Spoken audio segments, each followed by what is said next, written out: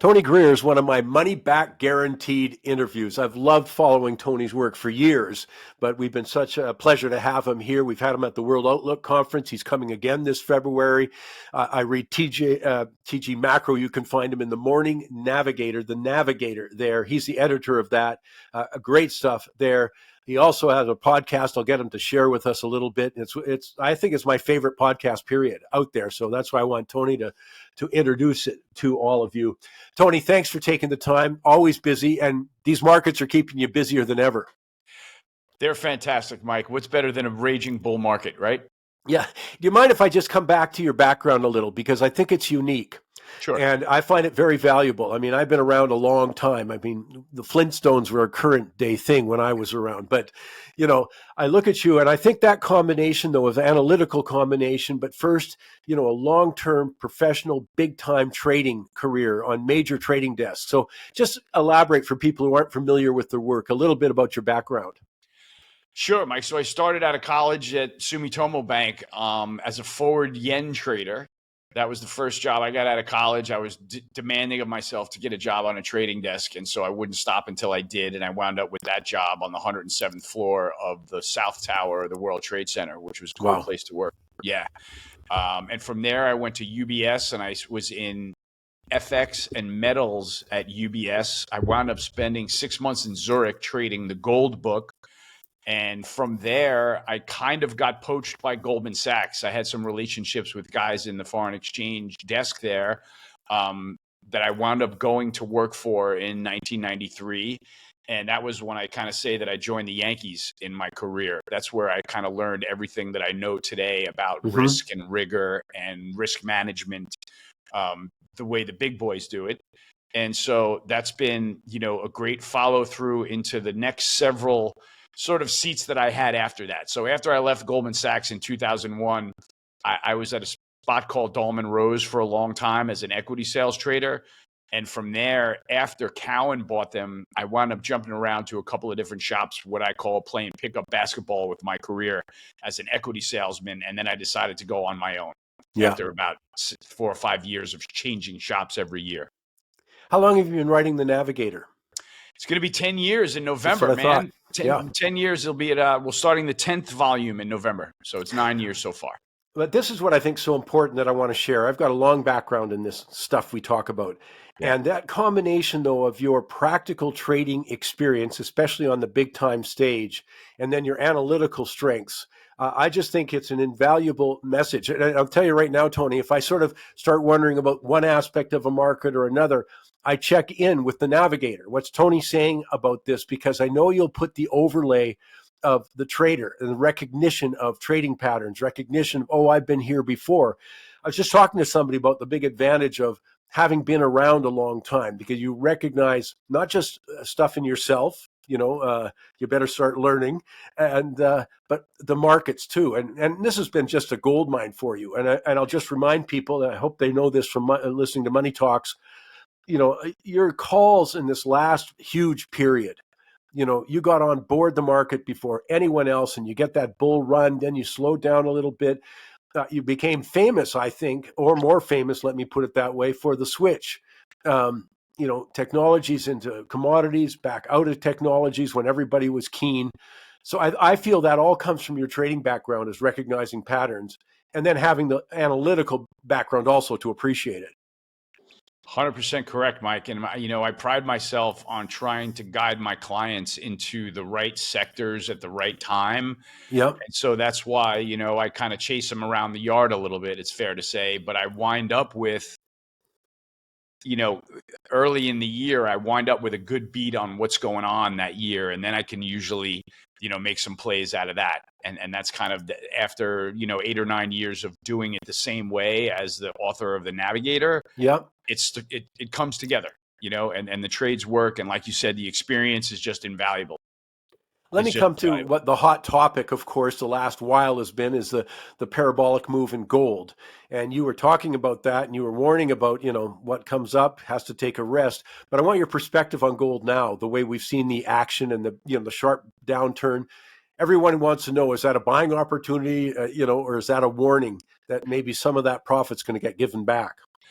Yeah. Well, we're going to find out what the debasement trade Mhm. people feel about gold. We're going to learn where their pain tolerance level is, right? Because Mhm. there's sort of, it seems to me like there's three people in the gold trade. There are the gold bugs, right, that are holding on for dear life and never going to sell their gold. Yeah. Then there are the tactical traders like me that will jump in and jump out and maybe be short or something like that for a trade, and then there are people that are on the outside of the market wishing they were in because they know it's the right trade, but they can't pay $4,200 an ounce Yes. for it, right?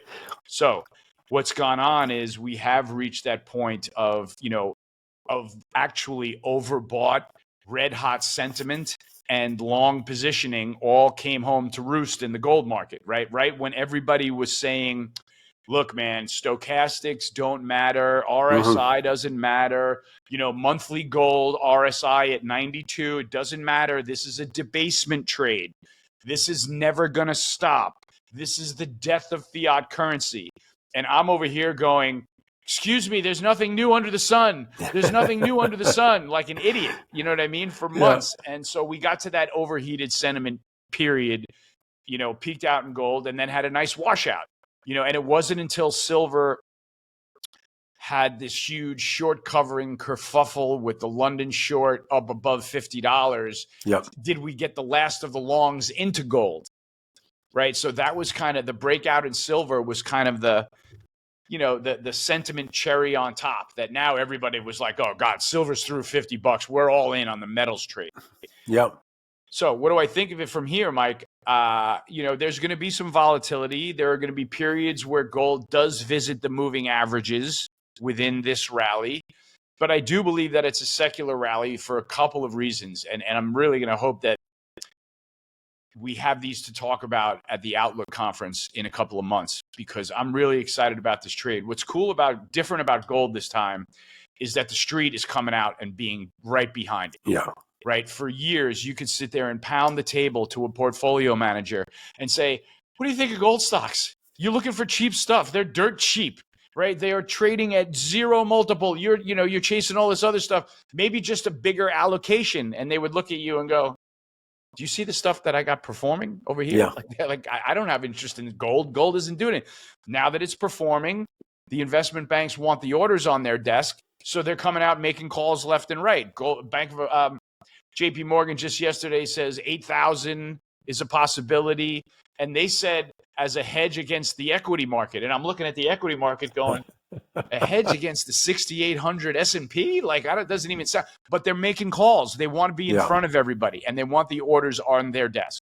So this change is the most important change to me. The fact that Jeff Gundlach came out and said, I don't think it's unreasonable for people to have 25% of their portfolio in gold. And then the head of Morgan Stanley, chief investment officer, of Morgan Stanley came out and said the new portfolio is 60-20-20. Stocks, bonds, and gold. And that's a major sea change for me. Like, I don't think you can be a gold investor and not take that headline very seriously. That the chief investment officer of Morgan Stanley is suddenly saying gold deserves to be 20% of your portfolio. Why is that a big deal? Because a lot of portfolio managers out there have like 50 basis points worth of gold risk. Right. And if they take 50 basis points to 5%, it's elephants through the keyhole and into the gold market. You know what I mean? There's not enough gold. There's not enough gold miners to go around. Gold miners are still cheap, on a valuation basis, given where gold is. This is the first time, I think, in history that we've had an extreme upcycle in gold during a bear market in oil. Right? Oh, okay. Those are two trades that you can put on side by side, and one goes from the bottom left to the top right, and the other one goes from the top left to the bottom right. And you're sitting here saying, holy shit, this is good for the miners. Like, there's no this is the reason they've gone parabolic, right? So where are we in the miners now? We obviously reached a crescendo before any of them were able to report, right? Because this is the market pricing in all the future benefits of the high gold price. So we've got to run the mining stocks off a flagpole. Now Newmont reports, and the poor bastards came out and beat the crap out of their earnings estimates, and the stock's down 8%. Why Yeah. is that? They had to run it up the flagpole before they found out what the results were, and now the market's got to adjust to positioning.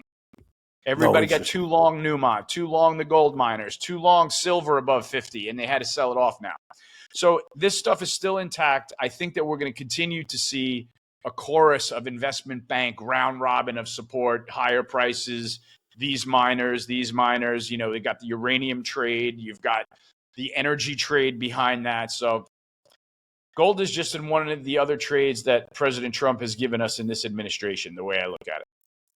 It's interesting though, when I started to see these kind of forecasts, these, gold's going to double, it's going to be 10,000, 9,000, whatever.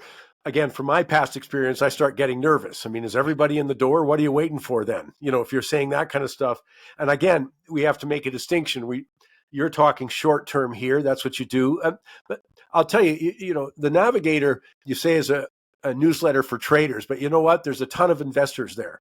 Because you give exactly what you did, your overlay there, you park it and say, this is the short-term part, this is the long-term part. So what I'm hearing is short-term, expect some weakness possibly in gold, but longer-term that trade, because of also the same things. Like if the investment community is getting behind gold and repositioning at these kind of levels, well, longer-term that bodes very well. But it's a case when to get in. And that's why they look at the Navigator. Yeah. Well, what's great, Mike, is that the tailwinds for gold aren't going away.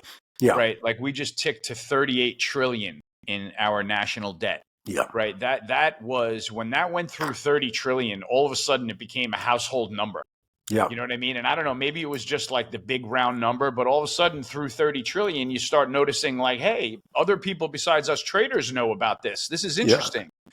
And I think that that's some of the thing that everybody's like, oh, this is bad for our currency. We got to buy gold. So it's kind of like a little bit of a mom and pop awakening into this trade. It's definitely a retail rush, now combined with central banks buying gold. So there's a lot of buyers around and eventually the market will level off. But the bull trend does remain intact. The bull trend remains intact. I'm so blown away by, just my rough calculations. You're talking about $20 to $25 billion a day in new debt in the U.S. And my complaint is when people think there's no implications to that. We could disagree on what the implications are, but you've got a huge contingent pretending there's no, and it's the same in Canada. We're going to have record deficits coming in. The debt is at a record, jet to GDP, all those numbers. We can debate what the implications are, but what we do in Canada is say, well, there are none. That's what we're pretending. Yeah. That's ridiculous. Right. Unbelievable. And what about the fact that you have no more gold? Yeah, well, that's another beauty. Holy smokes. We put our faith in central bankers and they sold all our gold. Oh my God. I'm surprised you guys aren't marching on the Capitol for that. Yeah. I really am. That was a serious faux pas. Yeah. Right. Let me ask you about some of the other commodities. I mean, that side, you're talking about the miners, so maybe a touch more on silver, but there's gold. Okay, a little bit of silver, but also the other aspects of that sort of commodity trade, that side of it, the mining trade. So give us your take on that. Yeah, well, the mining trade, what's interesting is that the sort of energy demand has spilled into the mining trade via kind of uranium mining. Yes. Right. So now you've got uranium miners going berserk, but not for the same reason that gold miners are, right? Gold miners are going berserk because the price of gold is going up. Uranium miners are going berserk because we just announced that we're going to have small modular reactors at our army bases here in the US, right?